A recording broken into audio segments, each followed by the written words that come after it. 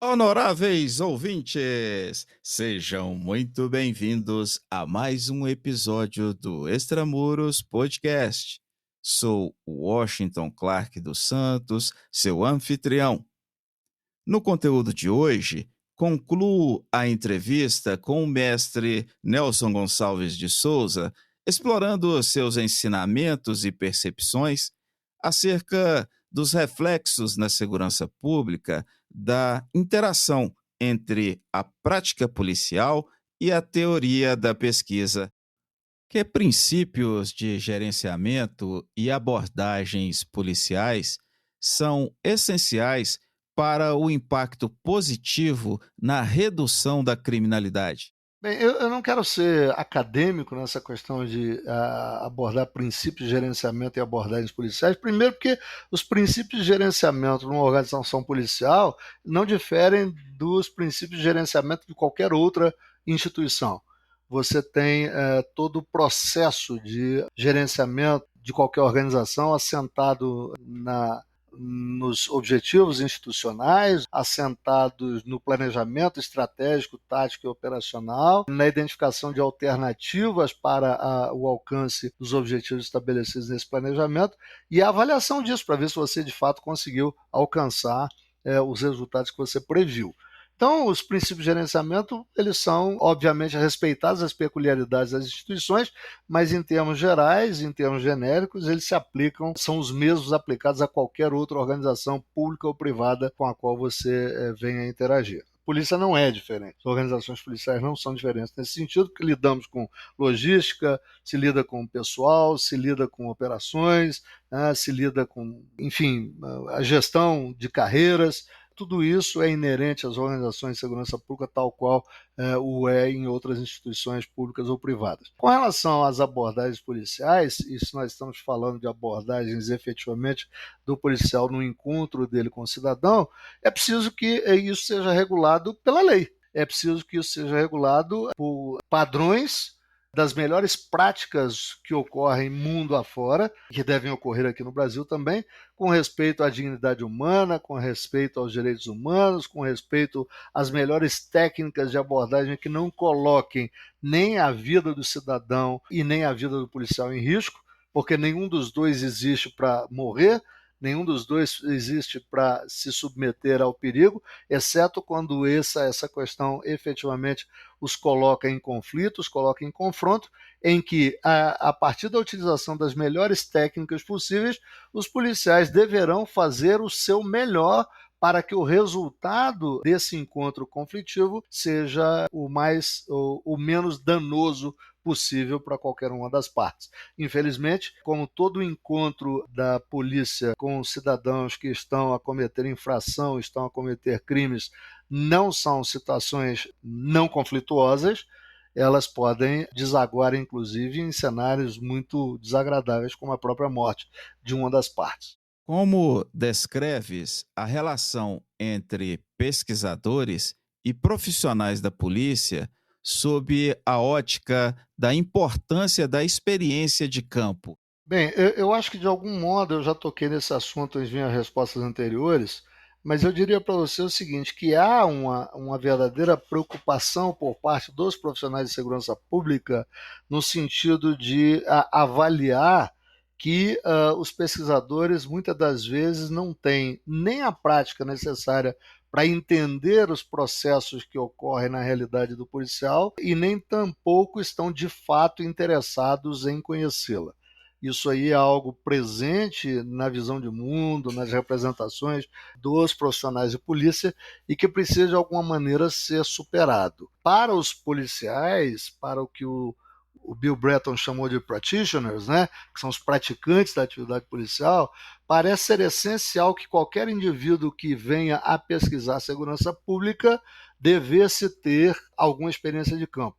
Mas isso também não é verdadeiro. O que ocorre é o seguinte, que o método científico ele pressupõe que você, a partir de diferentes modos de olhar para a atividade policial, assim como outras atividades, você consiga capturar a essência dela e compreendê-la e dar uma interpretação adequada para aquilo que você está vendo enquanto pesquisador. Isso é historicamente feito assim. Não pense você que os grandes pesquisadores norte-americanos, que são, né, considerados aí o top da pesquisa em justiça criminal e segurança pública, são policiais, porque grande parte deles não são. Mas o que eles fazem, que eu considero essencial, é estarem muito próximos, através das suas instituições e através deles mesmos e suas equipes, das organizações policiais, num convívio diário de policial, de praticante e pesquisador, que faz com que o pesquisador tenha uma visão um pouco mais alargada em relação ao dia a dia e à atividade de campo dos policiais, permitindo que eles possam ter uma capacidade de interpretação melhor, mais efetiva, mais objetiva do que da situação a que os indivíduos policiais estão submetidos. Isso, infelizmente, não é uma verdade no Brasil, menos ainda. Um dos problemas que nós temos no Brasil é o distanciamento por uma decisão histórica ou por uma relação histórica. Eu não saberia afirmar para você em que momento isso ocorre, mas historicamente há um distanciamento muito importante no Brasil entre a academia e as organizações policiais, as organizações de segurança pública, que mais recentemente, eu diria na última década talvez, tem sido diminuída, ou seja, parece estar havendo uma aproximação que anteriormente pouco existia.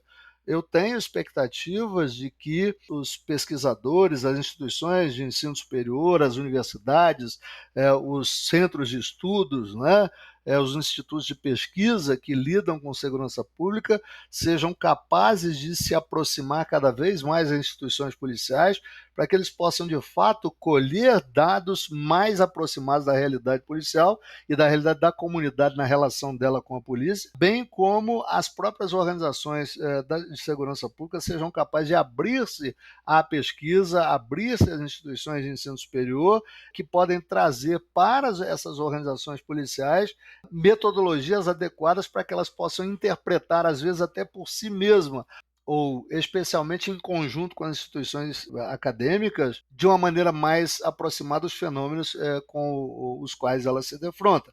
Eu acho que isso é essencialmente importante. Não é possível esse grau de isolamento, porque esse isolamento só faz com que a gente alcance níveis inaceitáveis de violência na sociedade, como é o caso do Brasil. No âmbito da segurança pública, há receptividade para que os pesquisadores abordem e apliquem suas teorias? Por quê? Como eu disse, Washington, há um distanciamento importante na relação da academia com as organizações policiais, porque talvez haja um distanciamento teórico das instituições de pesquisa, das instituições de ensino superior, da efetiva prática que acontece no dia a dia das organizações policiais. Consequentemente, a receptividade por parte da polícia e das teorias acadêmicas sobre segurança pública nem sempre é boa. Há quase sempre uma certa relutância das organizações policiais em tratar das abordagens teóricas que são propostas pela academia, pelas instituições de pesquisa, exatamente pelo fato de que os policiais e as organizações policiais, aí eu estou falando dos líderes, dos chefes, dos comandantes, dos dirigentes, né, não terem a percepção de que a academia tem a real sensibilidade do que é o fazer policial. E, em não tendo essa sensibilidade, eles jamais irão, na perspectiva desses indivíduos, compreender o que a polícia faz, como faz e por que faz. E as teorias, na perspectiva desses indivíduos, também parecem não cobrir as peculiaridades da atividade policial. Ora, eu entendo e repito que essa barreira precisa ser superada, tanto de um lado quanto do outro, de maneira tal de que se possa, a partir da prática diuturna das organizações policiais, observadas sob a ótica do método científico, se possa produzir teorias que sejam de fato válidas e aceitas pelas organizações policiais de uma maneira menos reticente, porque eles perceberão a aplicabilidade disso no seu processo de tomada de decisão. Então, eu entendo que existe sim uma receptividade não muito ampla por parte das organizações policiais, pelas razões que eu já elenquei aqui ao longo da nossa conversa, mas entendo que isso pode ser superado na medida em que haja uma convergência de interesses de ambas as partes. Quais são os elementos fundamentais de uma força policial bem liderada e em que medida a tecnologia pode influenciar no aprimoramento de tal liderança? A liderança de uma organização policial não necessariamente está vinculada diretamente à questão da tecnologia. A tecnologia é um fator de apoio essencial na atualidade para que você possa ter capacidade de acesso aos seus recursos de maneira muito mais facilitada, capacidade de controle e gerenciamento dos seus recursos de maneira muito mais facilitada. Mas a liderança por parte dos dirigentes das organizações tem muito mais a ver com a própria formação desse líder, com a capacidade, com as competências que esse líder tem, independente das tecnologias que estão disponíveis na organização, para que ele possa fazer um bom trabalho de condução dessa instituição. A liderança, muitas das vezes, mesmo sem a tecnologia, é o fator determinante para que uma instituição produza resultados efetivos ou não. Obviamente que a tecnologia, em especial as tecnologias disponíveis atualmente, elas são muito importantes, muito relevantes para ajudar esses dirigentes nos seus processos de gerenciamento, seja através de facilidades computacionais que estejam disponíveis na organização, seja as condições adequadas de gerenciamento através de sistemas de informação robustos na organização, seja através de sistemas que permitem com que os policiais nas ruas possam ter capacidade de obtenção de dados com mais facilidade e, consequentemente, tomar decisões melhor informadas. Tudo isso faz parte da relevância da tecnologia dentro das organizações. Mas, acima de tudo, quando nós falamos de liderança, nós estamos falando de uma competência individual daqueles que dirigem a organização e que não necessariamente é dependente da tecnologia. Qual a sua conclusão acerca da relação entre a academia e a polícia e o papel crucial da pesquisa na prática policial? Eu sou policial e pesquisador, pesquisador e policial. Eu não consigo desvincular uma coisa da outra. Eu entendo que a pesquisa é algo que precisa ser contínuo na atividade policial, sob a melhor metodologia disponível num dado momento. É óbvio, e eu repito, que as condições de realização de pesquisas numa organização policial são diferentes de realização de pesquisa na academia. Nós estamos falando de tempo e recursos disponíveis. Repito, as organizações policiais, elas têm limitações de tempo e de recursos para realizar pesquisas duradouras, porque o processo de tomada de decisão é muito mais urgente do que na academia. Mas isso não impede que as organizações policiais se voltem para o método científico como uma das formas de realizar os seus experimentos na área de policiamento que levem a resultados interessantes para a sociedade. Historicamente, a gente tem visto aí a emergência do policiamento comunitário, que é consequência de estudos científicos. Nós temos visto aí a ideia de políticas públicas baseadas em evidência, que são resultantes de experimentos científicos. Estamos vendo aí policiamento baseado em inteligência e outras tantas abordagens teóricas, policiamento de hotspots, que são decorrentes de experimentos realizados ou pelas instituições em si mesmas ou pela coparticipação de organizações de pesquisa de universidades que ajudam, hipotecando a sua experiência metodológica, para que esses experimentos possam ser analisados adequadamente e os seus resultados, que se chegue à conclusão em relação aos seus resultados de que vale a pena continuar ou de que deve se parar por aí, ou que são replicáveis e em que condições são replicáveis. Então, todas essas abordagens teóricas recentes, elas têm no método científico o seu grande valor agregado. O que eu entendo que a gente precisa na polícia é deixar de achar que só a prática policial é produtora de conhecimento. Não. A prática, ela precisa ser um dos elementos, eu não digo determinantes, mas um dos elementos relevantes para a produção de novas teorias, mas que precisam ser objeto de análise adequada, tanto do ponto de vista metodológico quanto do ponto de vista dos resultados que elas produzem, para que se possa transformá-las em teoria e, consequentemente, replicá-las com as devidas adaptações em diferentes contextos. Mestre, marchando para o final de nossa conversa, repriso aqui os meus agradecimentos pela tua brilhante participação e coloco este espaço para as suas considerações finais. Grande abraço. Em primeiro lugar, eu gostaria de agradecer a oportunidade para nós conversarmos, por termos tido essa conversa, que para mim é muito importante no sentido de divulgar como a polícia pensa, né, a partir da visão de um pesquisador, que é o que eu sou, policial e pesquisador. Por outro lado, não tem sido tão comuns as oportunidades para que policiais e pesquisadores possam se manifestar a respeito das questões que você colocou aqui, o que torna essa oportunidade mais relevante ainda.